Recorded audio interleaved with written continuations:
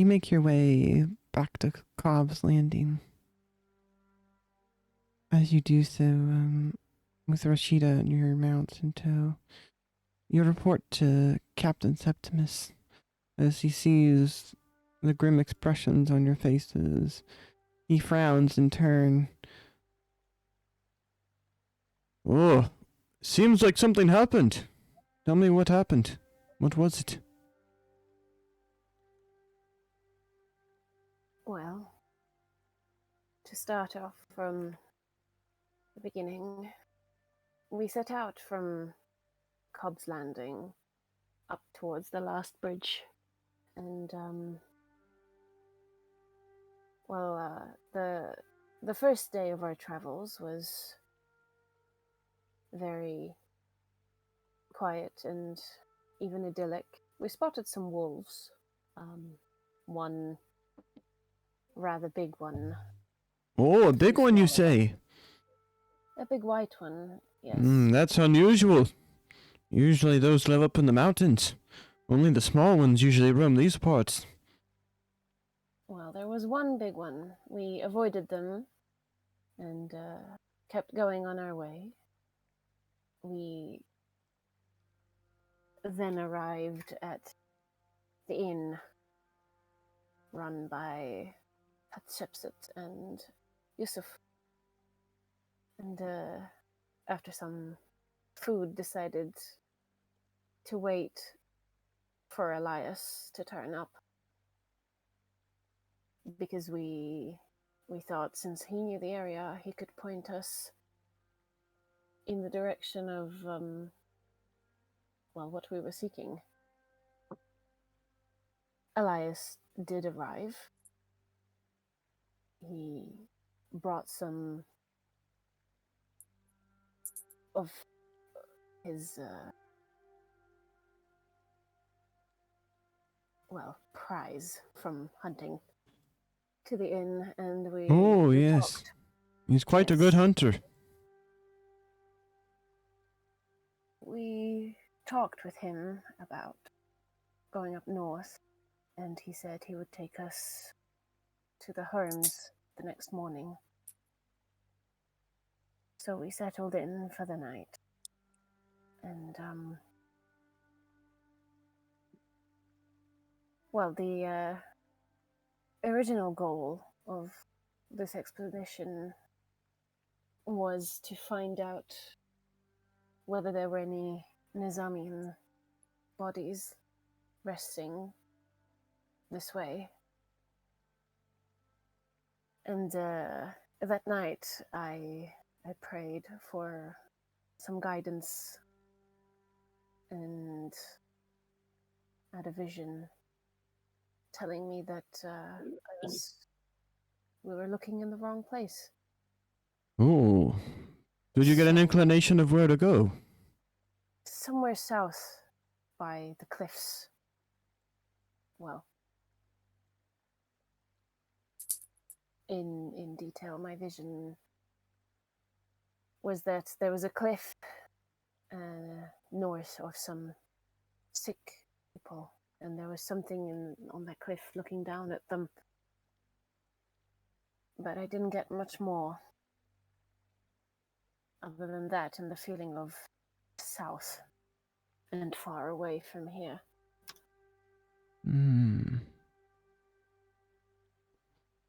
I see.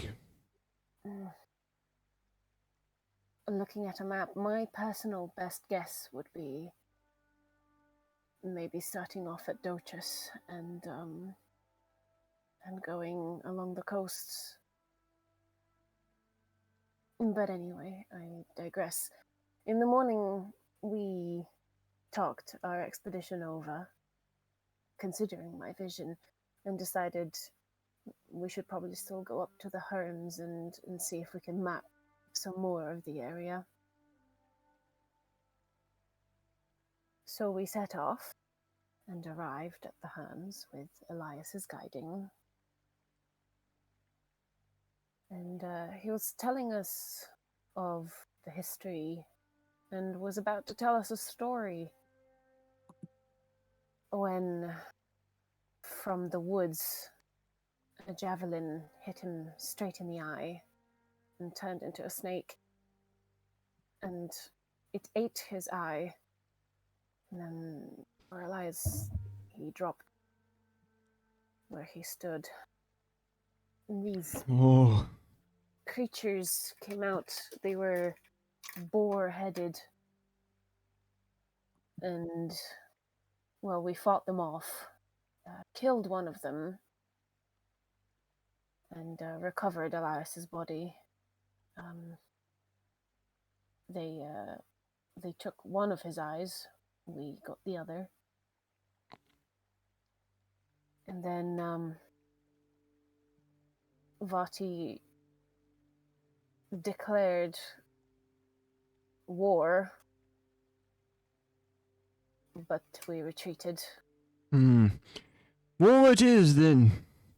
These creatures are enemies of the Empire, then they will suffer. And I will see Elias revenged. He was a good man and a good friend. If it wasn't for him, Cobb's Landing might not even be here right now. They attacked without seeming provocation. Hostile on sight. Unsurprising. Yes.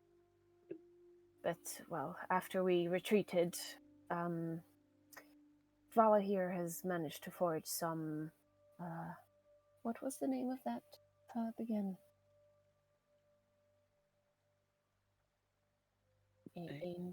Angel's Bounty. Angel's Bounty. Well, Dvala had managed to forage some of Angel's Bounty. Elias always went on about that herb. He did.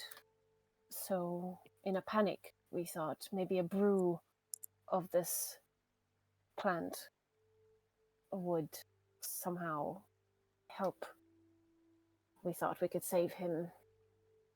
So we brewed some tea out of it, and, well, we had one of his eyes. It was marbled, strangely enough.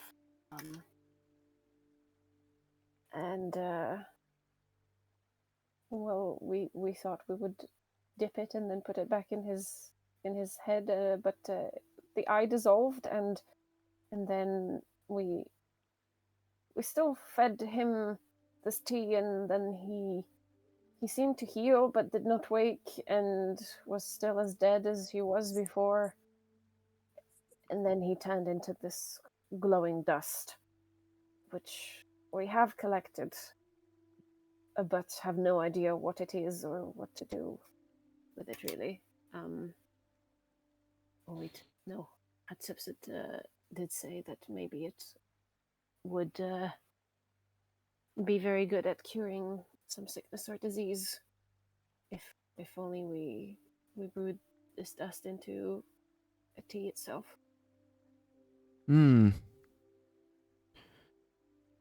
Well, that is sad. Very sad indeed. Yes.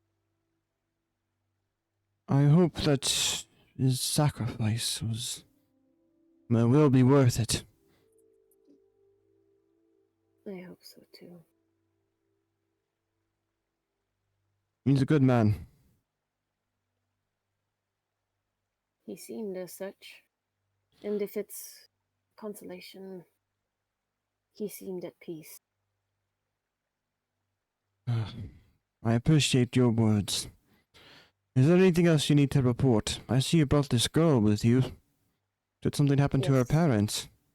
No, not at all. They've simply asked us to take her to Tenzile, where she would be...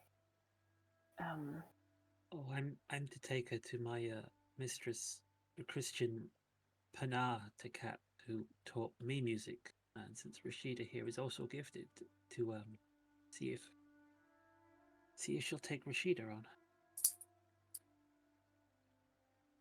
Rashida sort of hides behind Athera. Very well. I wish you luck in that endeavor. And I appreciate your efforts today, if nothing else, for bringing back this information. I know it's not much consolation, but I can at least pass you 5 Nelia each for your efforts.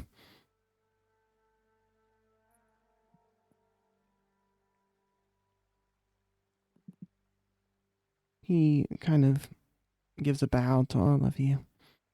And with that, we'll close the session down.